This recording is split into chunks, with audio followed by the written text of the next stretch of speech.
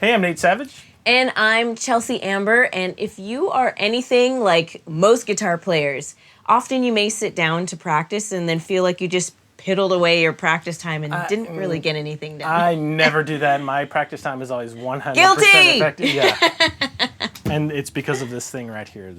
Anyway, that's what this video is about. We're going to show you 10 ways to make your practice time more effective so you get more out of your practice time and get better faster.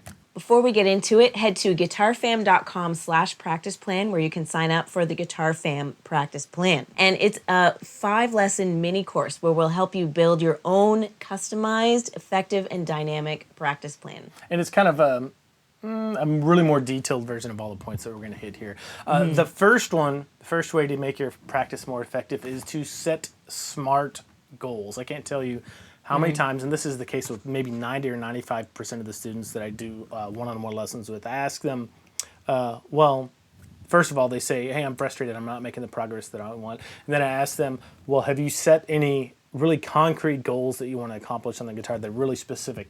And almost always their answer is, no, I haven't. And then I'm like, well, this is the problem. You haven't defined what it is you want to learn. So start by setting some SMART goals. And all SMART is, it's an acronym for, the first one is specific. You have to be very specific with what you want to accomplish on the guitar. So instead of saying, I want to be a great guitar player, that's way too general. Like if you try to do that, you're going to be frustrated because you're going to have so much to work on. You need to say something more like, I want to learn how to play the blues scale because I want to be a blues guitarist, right? So I just want to do that blues scale. That's something that's really specific.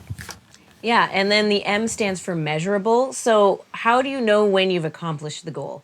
For example, with the blues scale example, you can know that you've accomplished it when you can do it at 70 beats per minute.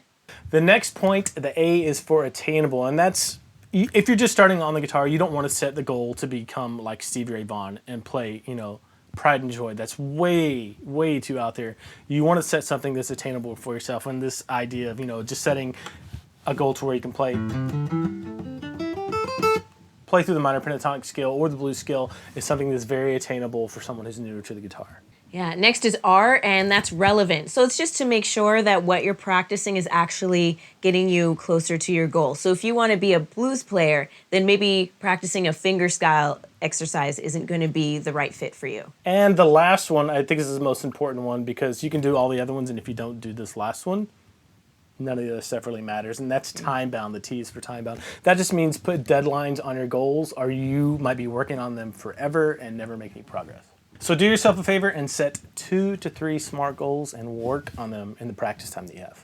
So number 2, the first one was long, but the rest of them are short. Number 2 is to make a plan. Because if you go into a practice time without a plan, then you end up kind of noodling away and not really getting much done. So that all comes back to your SMART goals. So what you can do is start with a warm-up and then break your SMART goals down into manageable chunks. Right, and number 3, the third way to make your practice time more effective is to set up your own personal practice space. And this doesn't have to be fancy, but it needs to be a place where you can go to where your mind and your body know, hey, this is my little haven I go to put my head down and do some serious work and get some results. My 2 simple practice places that I have are the porch outside, weather permitting. I love practicing outside during the summer and fall, early fall. And then right here at this desk is my other spot, winter spot. So yeah, and my places are not fancy. I sit at the end of our bed, or I have a specific spot on the couch. Number 4 is to be consistent. Consistency is the key to mastering anything, not just guitar, whatever you want to learn. So if you can set a specific time, you can use a calendar, whether it's digital or physical. And I want to say that it's a lot more effective to do 30 minutes a day or however much you can do a day rather than a few hours every couple weeks. You're going to get a lot farther doing smaller chunks on a daily basis. Number 5, set up your guitar for success. This happens all the time when I'm doing private lessons with people. They're struggling with bar chords or something, and I say, hey, have you had your guitar set up? Let me see the action on your guitar. They hold it up, and inevitably their action on the guitar is just way too high. They're making it way harder on themselves. So if you're brand new to the guitar, or if you've been playing guitar for years and you've never had your guitar set up, do it. It will keep your frustration to a minimum. It will make your playing experience a lot more enjoyable, and If you're new to guitar, it could keep you from getting frustrated and quitting the guitar altogether. And number 6 is to just get started. Let's get it started. Let's get it started in here. Let's get it started. Let's get it started in here. Getting started initially is the hardest part. So make a goal to just get past those first 5 minutes. Number 7, work on your timing. This is an area that comes up so consistently with private lesson students of mine. And it's just the fact that they don't even know that they have a problem with timing or that their timing is bad. And this is the same for every guitar player across the board. Don't feel bad if you're not great with your timing yet.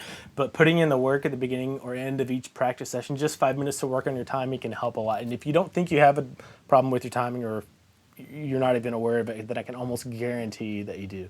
So put in the time there. Pun intended.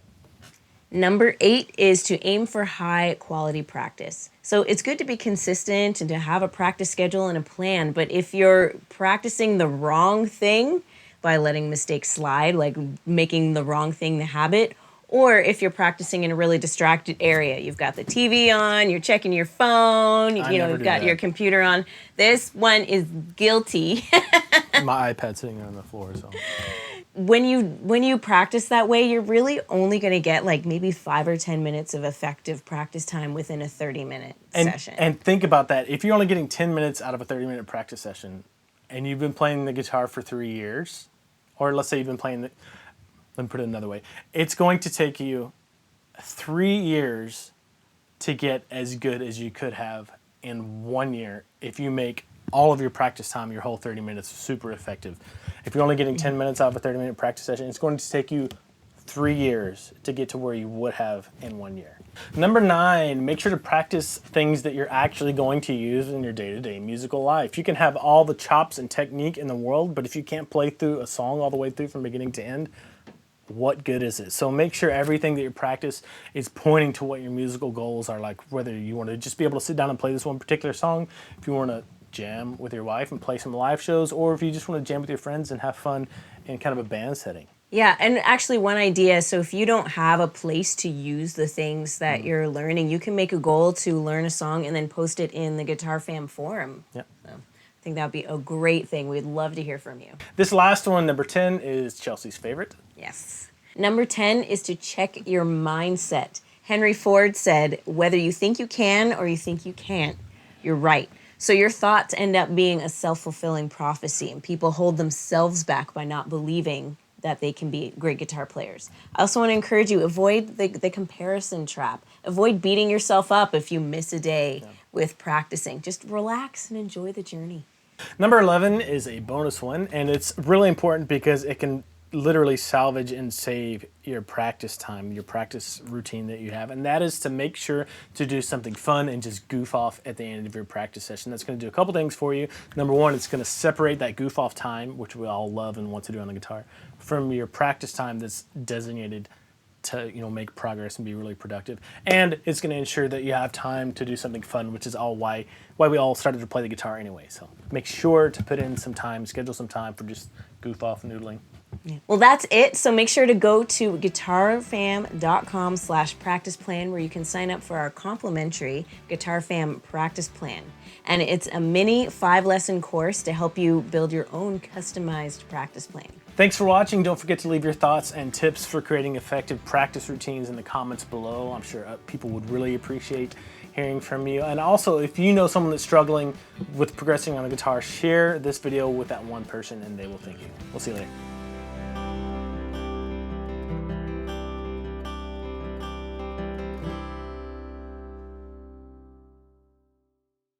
We wanted to bridge the gap. Bridge the Bridge gap. Working those toes, babe. That's right.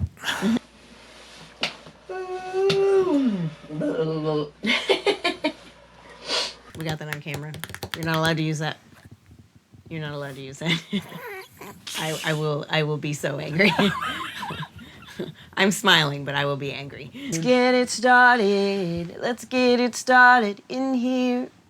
In here. Let's... I thought it was. You know the song better than me. Well, I only know the Black Eyed Peas version. That's the only one I know. Oh.